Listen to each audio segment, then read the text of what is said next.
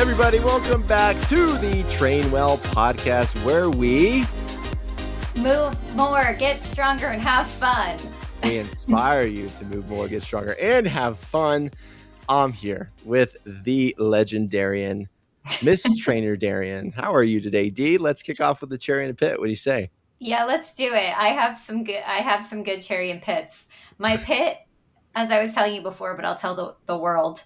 I slammed my head into a wall yesterday. That was a huge bummer. And today my neck is very sore and my head does hurt. And I think I'm okay, but like genuinely a little bit concerned and like annoyed. So that's my pit.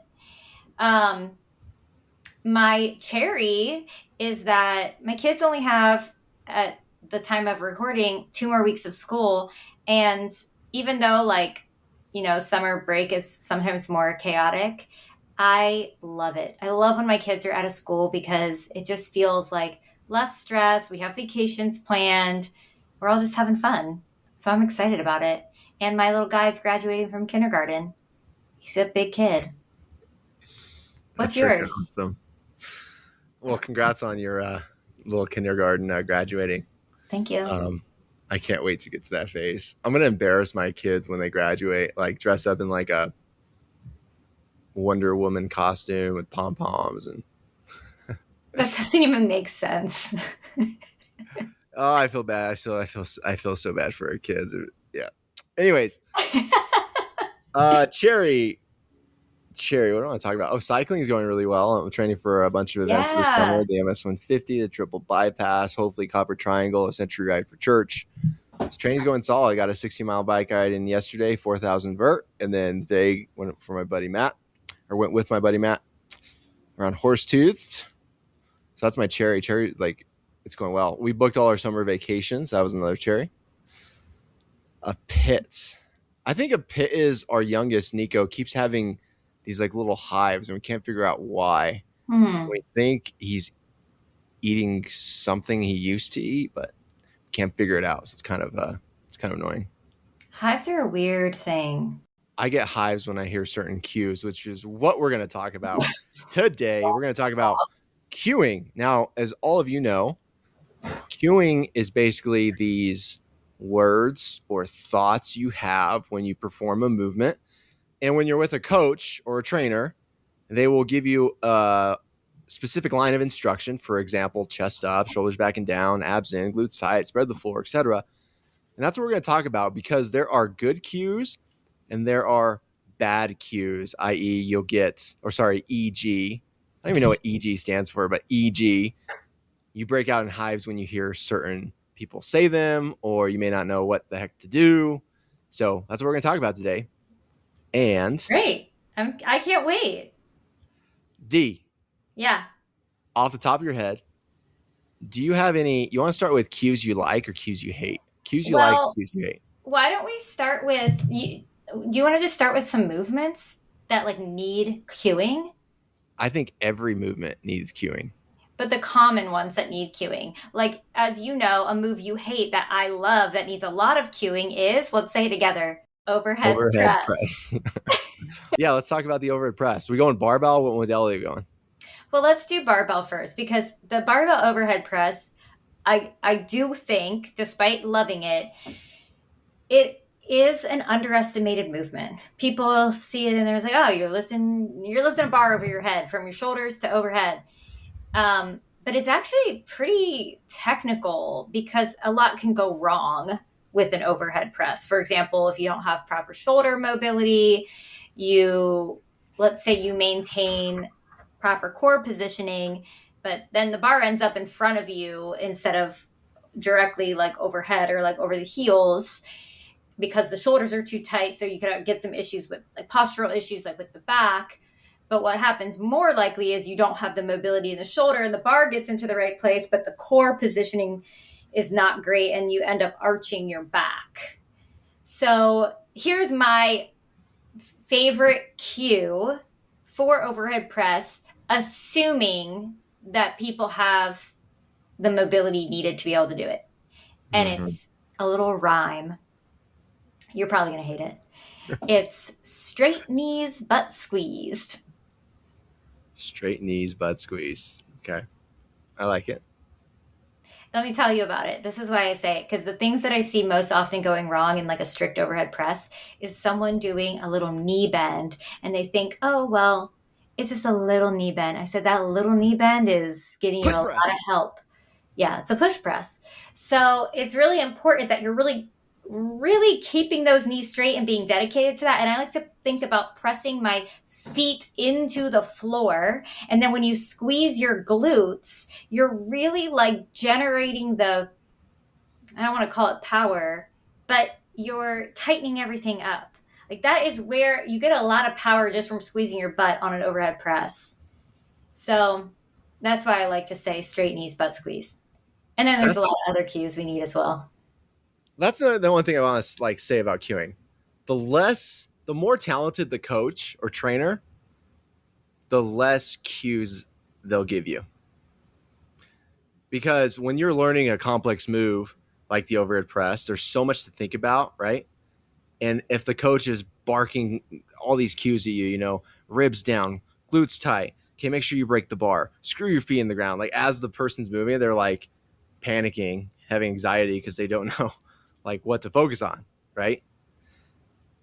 With the barbell over press, I never liked it because so many of my clients a lot of people just don't have the overhead mobility. They just don't. And I found it more helpful to go to single arm or half kneeling, like change the position. So instead of like straight overhead, you do a dumbbell high incline, like 70 degrees, because it clears so much stuff up. Like going to seated makes it look so much prettier. And it gives you feedback with your low back into the bench. Or going to half kneeling, that opens up the shoulders a little bit. Going to single arm, it makes your shoulder rotate, hence why it's called a rotator cuff. I'm getting off topic, forgive me, but I feel strongly about this. In our biomechanics class at CSU, we had a professor from Ball State University come, and I'll never forget, he took us in with a little cadaver and like a skeleton model, and he told us the shoulder is not meant to go overhead. Then he was a strength coach too, which is cool.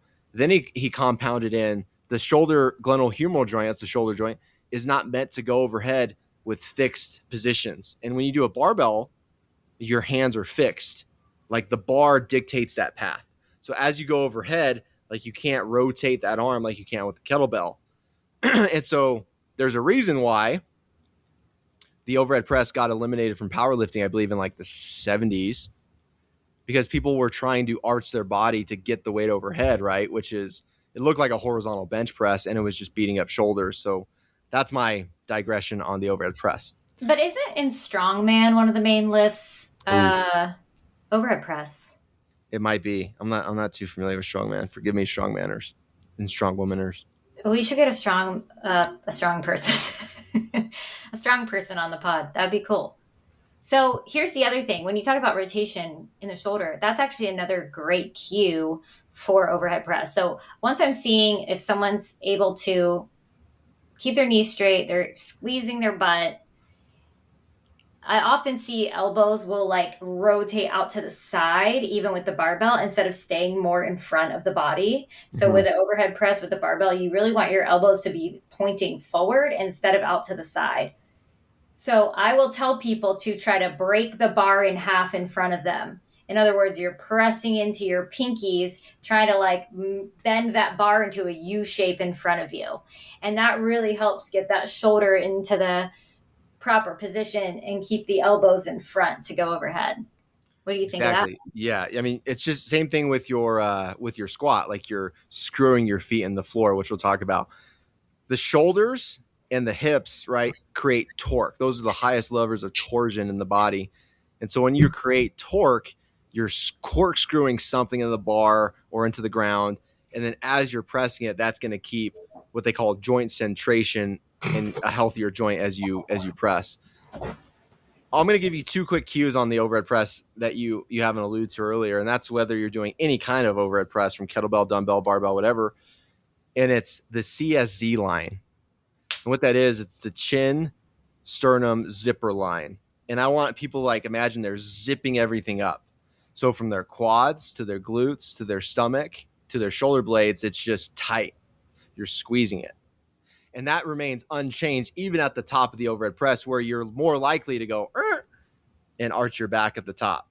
You want that constant rate of tension in the CSZ line. And the last one I think a lot of people forget is the wrist. The elbow must be stacked under the wrist. You should not press too much with a bent wrist. Like Olympic lifters have to because the weight's so heavy. But what I want you to focus on is a straight line, straight from your wrist to your elbow. And your elbow always stays under your wrist. So And how do you cue it? I have a cue for it. I always say rocket ship. Your forearm is a rocket ship going to the moon. You obviously can't see me, but it's going straight up. It's not going like side to side, right? Straight up to the moon, drive, lead with your elbow, take it to the moon, baby. I say punch it up. There you go, punch it up. And you know what I will say with overhead press? It's way easier, I think, to fix your wrist positioning at the top of the movement than it is at the bottom. Yeah, so totally. Even if you're struggling at the bottom, just get it up once, fix your wrists, punch your knuckles to the sky, and then it's easier to maintain that position, and you can do the rest of your reps with that straight wrist. But here's the thing, like with a kettlebell and with a barbell or with a dumbbell or a kettlebell or even a landmine, your wrists are automatically going in that position. Like it's very hard to like bend your elbow or bend your wrist with a dumbbell. Like it's natural to go straight wrist, which is why I think it's healthier, which is why I prescribe it more. Hey, I have a question for you on overhead press real quick, because you're a barbell expert. Yeah, we were just talking about how I'm barbell trapped right now. We'll talk about that a different time.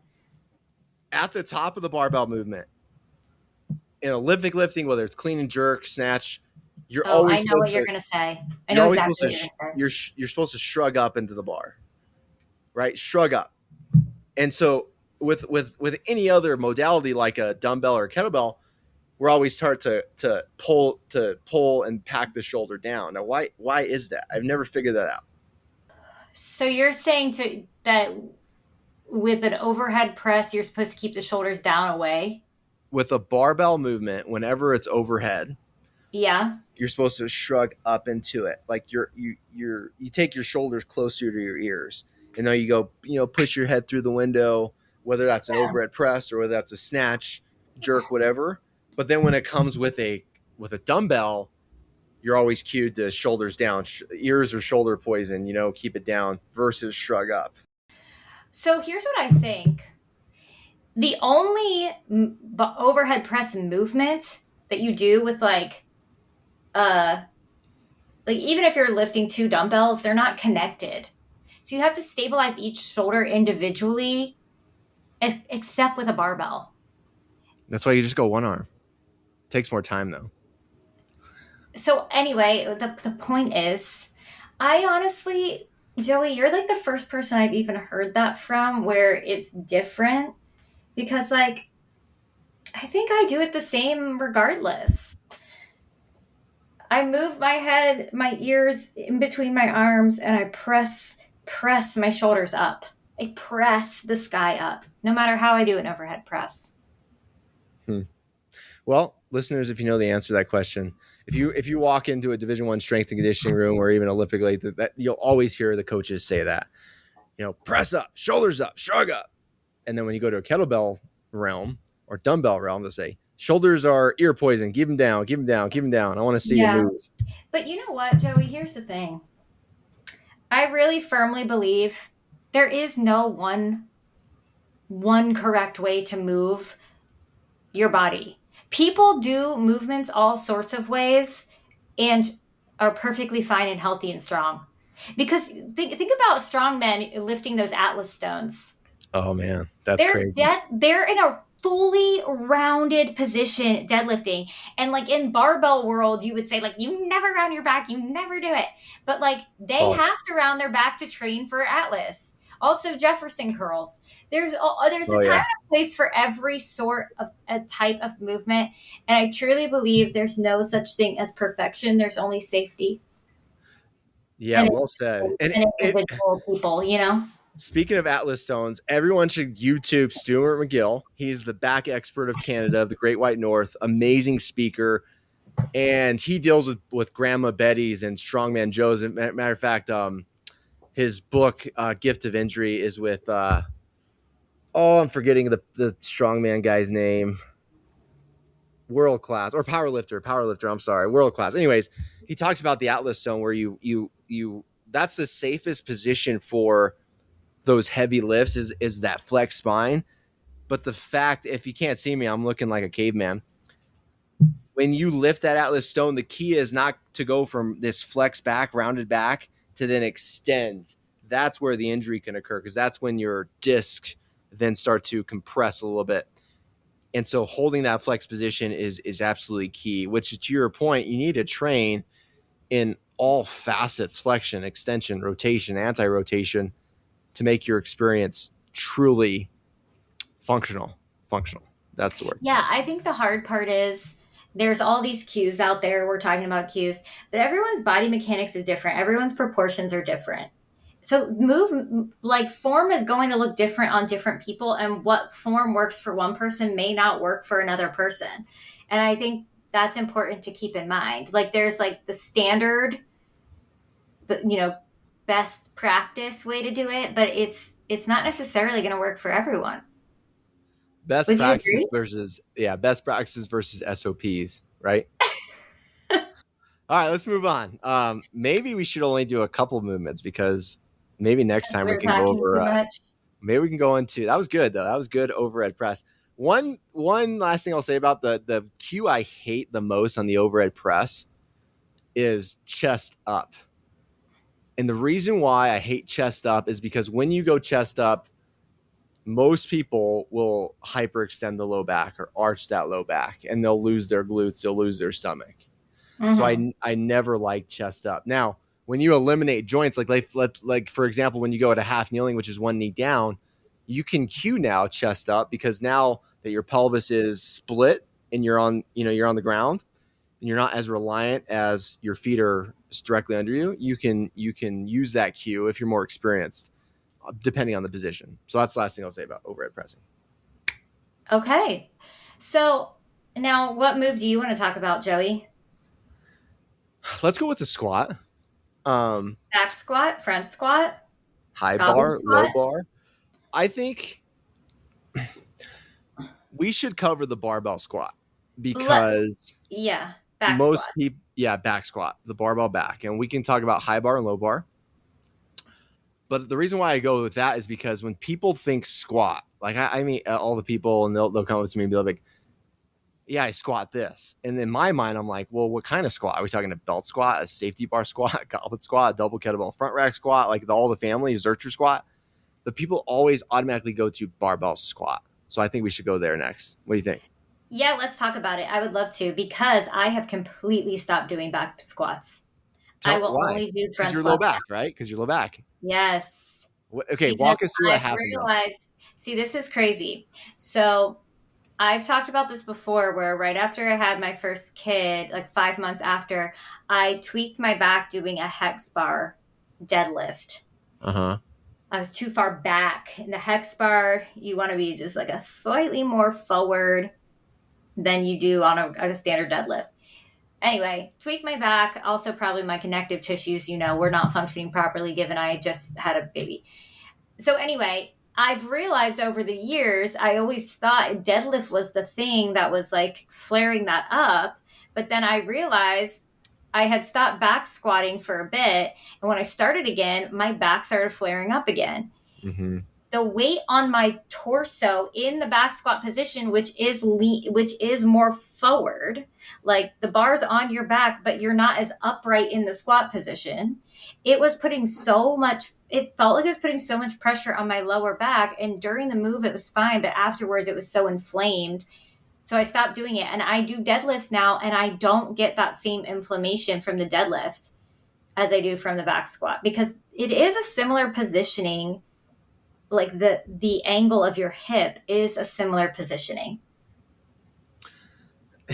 There's folks there's so many different body types that your lifts you should dictate your lifts don't dictate you.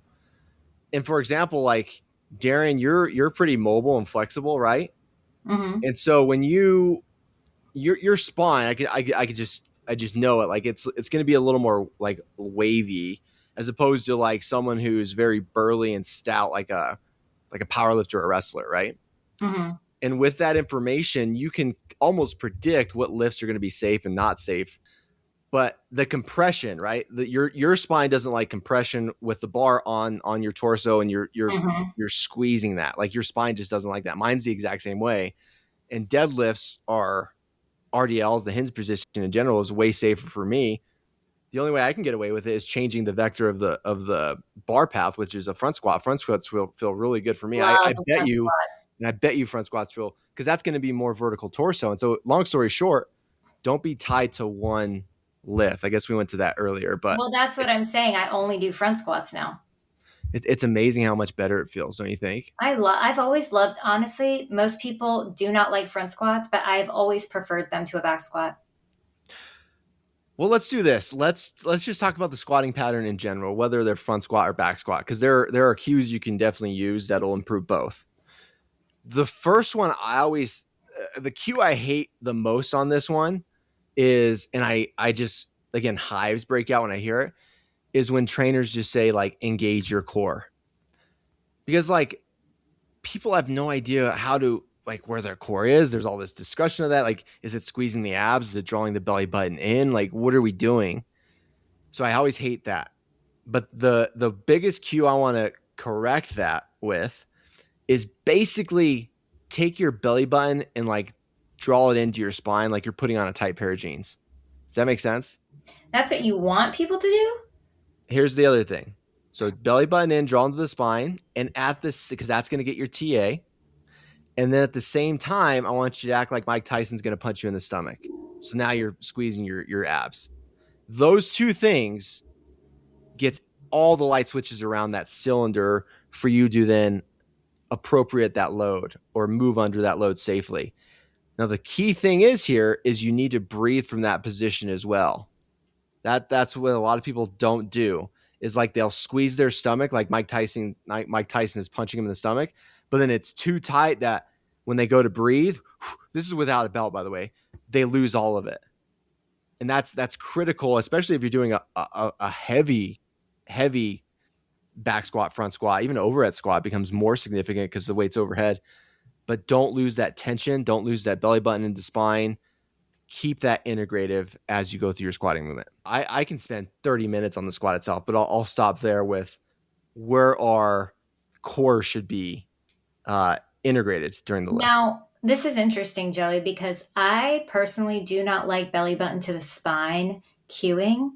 And what I prefer is belly button to your chin. Zip Pull it up. your belly button up to your chin because I also think that helps people to rotate their hips and stack them. And I don't know, for me, if I just imagine like pulling my belly button up, it just gets my hips in like a really strong position. You know what's interesting is I want the listener to try both. Like Pilates instructors say in, up, and around for your like where you Around. want. Yeah, like Put it on your back. no, like belly button in, belly button up, and then core gauged around. I believe that's what they're referring to. The listener like should be excited. Like they want to go try these cues out. Here's the thing. The cue that works for the majority of people may not work for you, just like the exercise. So Yeah. go and flirt with these cues we're giving you. Go try all of them. Go try all of them. Yeah. One cue is not better than the other unless it fixes everything for you. But anyways, walk us through another cue for squats. So another one, again, controversial, I think. This is very much coming from CrossFit, I think, but which is knees tracking out. So if you're standing in your squat position, which again, play with your squat position, play with the width of your feet, what works for you. There's no one correct width. I mean, obviously there's like a sumo squat, wide feet, and like a, standard squat. But there's variation within that for everyone based on your own body mechanics and what feels good to you. So play with your squat stance. But anyway, your knees should be tracking towards your pinky toe. And really, all that is saying is don't let your knees cave towards the inside of your feet. Like your knees shouldn't cave in towards each other. And really, all it is activating the glute. When you're pressing your knees towards your pinky toes, you're turning your glutes on. So whether it's like squeeze your butt, like try to squeeze your butt on the way down. I used to have this trainer I used to work with, he used to say, try to kill an ant with your butt cheeks. How hard you'd have to squeeze to kill an ant in your butt cheeks. That's good. But it's all the same. It's to gain glute activation. Okay. I have much to say to that. So like I never coach people squeeze the glutes on the way down. And the reason being is like if you maximally squeeze your butt, like as you go down, you need that pelvis to rotate a little bit as you go down. Totally different than when you drive up. What I agree is drive your knees out, right? But I always cued your knees drive toward the second and third toe. And the reason being is I used to cue toward the pinkies, but I found that the knees were going like way too far. Mm-hmm. Next time you go set up for your squats, okay, I challenge you this. This is from Dan John. You walk up to the bar.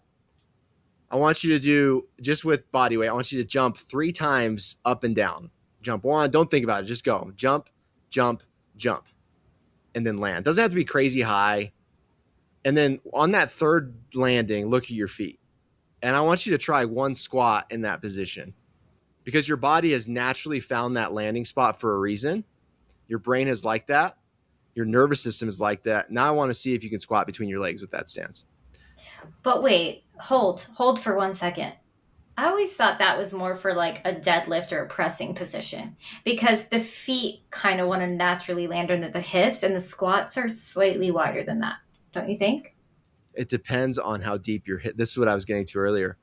Depth is anatomically driven, meaning like how deep are your hip sockets? For instance, like the Chinese, they dominate Olympic weightlifting because they have deep hip sockets. Like their femurs can really sink back and they can get down to ass to grass like nothing, right? Third world countries, same thing. Like they're squatting when they're eating, they're squatting when they're pottying. Their femurs are constantly below 90 degrees.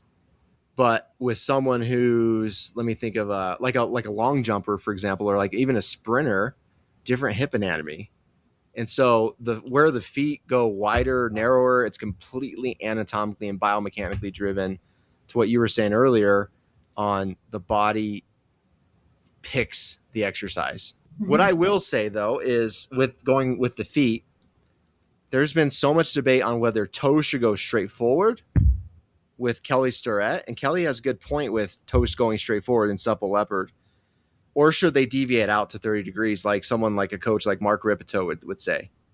And what the general consensus is toes up to 30 degrees out, right? So basically if your right foot is going to be like around 1 o'clock and then your left foot is going to be like 11 o'clock. That generally is the better squatting pattern. And that enables your knees to follow naturally as you descend back. So there's proper tracking with your patella as you go down.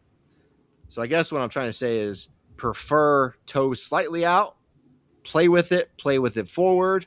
Definitely don't squat with your toes like pigeon toe, like in, because I think that creates unnatural stress with your cruciates, your ligaments. But toes out, let me know what you think.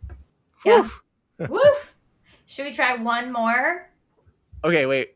No, let me stay here. On your warm-up sets, if you can get a mini band and place it around your knees, and do that with the bar for your first set, your second set, your third set, because you'll naturally turn on your glutes and you'll set a neural drive pattern to keep your knees out. Valgus is in, varus is out.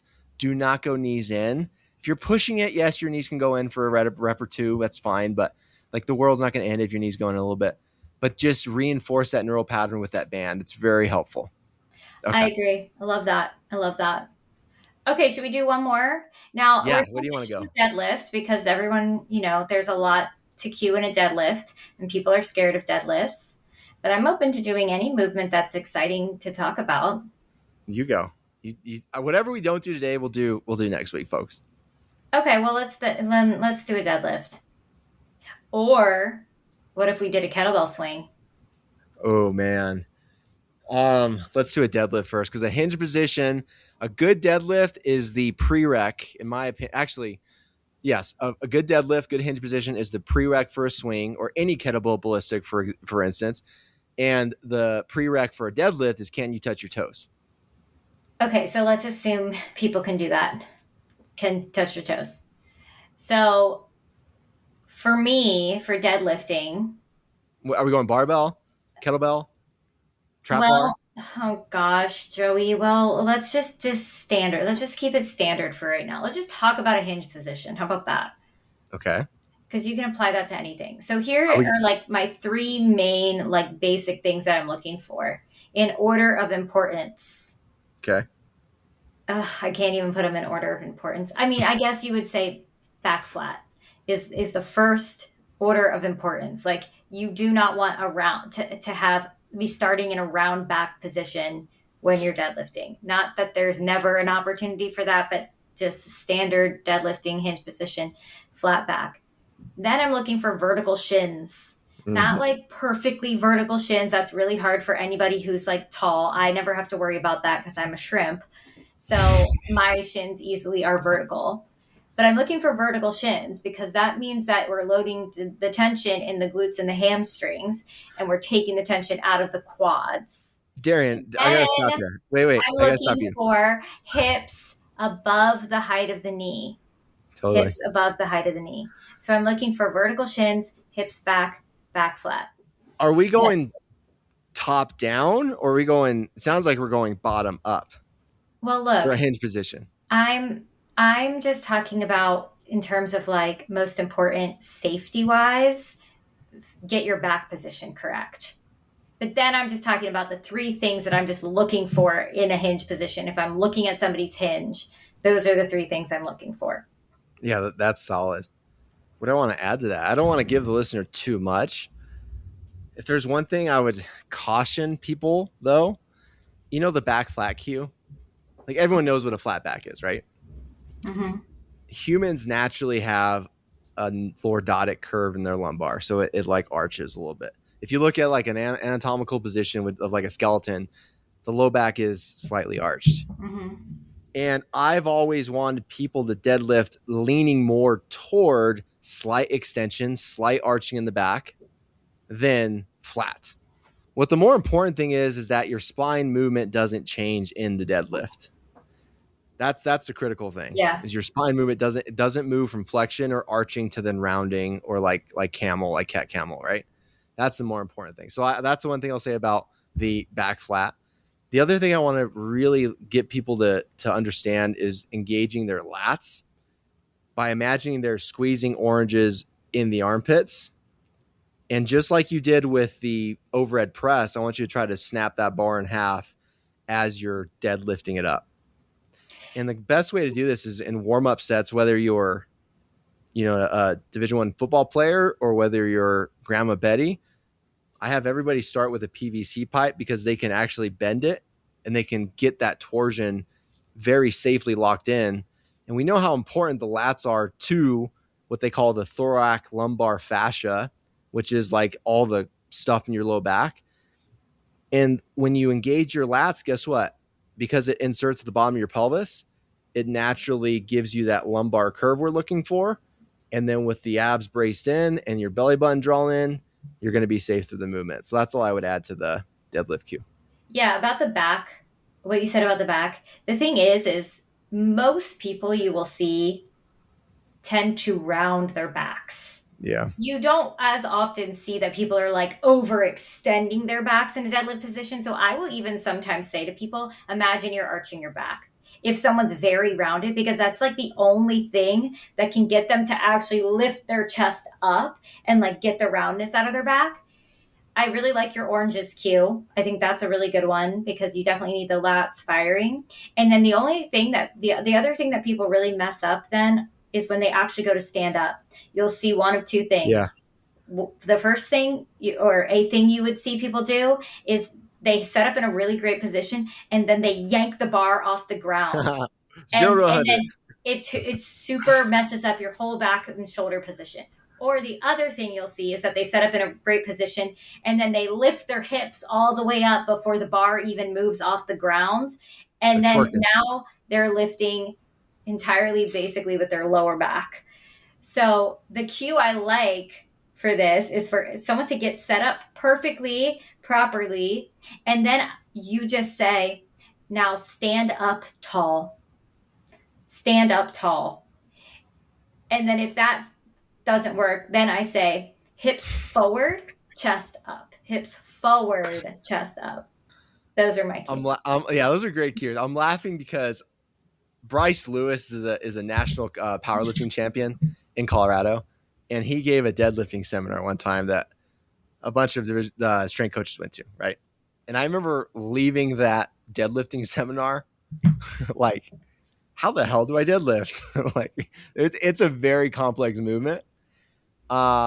Two quick things about not going 0 to 100 is pull the slack out of the bar, and we could talk about Mm-hmm. wedging, and that's a pretty advanced technique. But like, pull the slack out of the bar, you can hear a little so that way you don't go from 0 to 100. There's already tension. And then I like your cue of just stand up. I think a lot of people can overthink it. Just stand up, but don't twerk like Miley Cyrus, where your butt comes up and your chest comes up. Your hips and shoulders are like elevators. They rise up together. Last thing is, if you don't have the mobility and you find your back is constantly rounding at the bottom position no matter what, and you can't touch your toes, you can always elevate the floor. You don't have to be married to starting from the floor, because again, with limb lengths and your anatomy, that's going to dictate where your best starting place is from. So you may be only deadlifting 2 inches, but that's fine. It's going to keep you injury free. Maybe you're on the right to go to 4, and then to 6, and then to 8, and then maybe all the way to the ground. There you go. Love it. Now, I will say, the listeners will have to tell us, please tell us, did you like this? Because I think we run the risk of you and I getting excited to talk to each other about movement patterns, and nobody else cares at all. But hopefully people got some good cues out of this for when they're in the gym, especially if you're just starting out with barbells. I know it can be hard to visualize cues if you're not as familiar with these movement patterns, but go back and listen if you're trying out a deadlift, you're trying out an overhead press, for the first time, and see if these cues were helpful to you. And if you like something like this. Joey and I also talked about doing a full episode talking about kettlebells, and I really want to do it. And so maybe people will be interested in that or not. They'll have to let us know. Every human should go by starting strength. Google it. You can thank me later when you're doing amazing with your lifts, but check out Starting Strength. Mark Ripito authors that incredible barbell-centric learning. Check it out. All right. Thank you, everybody, so much for listening. As always, if you do want some help with your barbell lifts or any lifts and you want some good cues, go ahead and check our show notes for your link for a 14-day free trial. Get matched with your very own personal trainer. And we'll talk to you next time. Talk to you next time, folks. Bye-bye.